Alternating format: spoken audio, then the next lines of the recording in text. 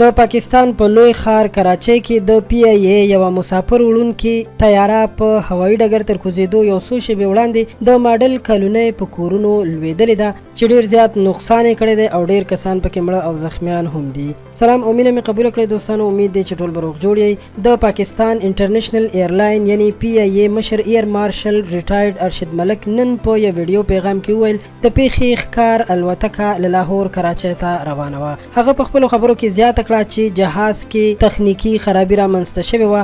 هغه په خپلو خبرو کې وویل چې کله طیاره غورځېدله نو د هغې نه څو شېبې وړاندې ورسره پیلوټ تماس ونیو او هغه ته وویل شو چې د کراچۍ په هوایي ډګر باندې ورته دواړه رنوې د جهاز د کوزېدو لپاره تیارې دي، خو داسې ښکاري چې د الوتکې پایې نه دي خلاصې شوي. په کراچۍ کې د جیو ټلویزیون یو خبریال سلیمان سعادت د مۍ په 22 مشال رادیو ته ویلي دي چې په الوتکه کې 15 اتیا مسافر او 10 د جهاز عمله وه. په خپلو خبرو کې زیاته کړه چې روغتونونو ته د 10 کسانو مړي هم وړل شوي دي او په کراچۍ کې په ټولو هسپتالونو کې ایمرجنسي اعلان شوې ده. په کراچۍ کې په ماډل کالونۍ چیرته چې دا طیاره غورځېدلې ده هلته امدادي کارونه هم روان دي. د طیارې له لوېدو سره د ماډل کالونۍ ځینو کورونو ته هم ډېر زیات نقصان رسېدلی دی. په ټي وي چینلونو باندې هم ښودل کېږي چې د طیارې د لوېدو د ځای نه لوخړې خیږي او مرسته کوونکي د جهاز نه د مړو او د ژوبل کسانو پر راوستلو باندې مصروف دي. مرسته کوونکو ته لویه ستونزه د پیښې ځای ته د راټولو خلکو ګڼه ګوڼه ښودل کېږي.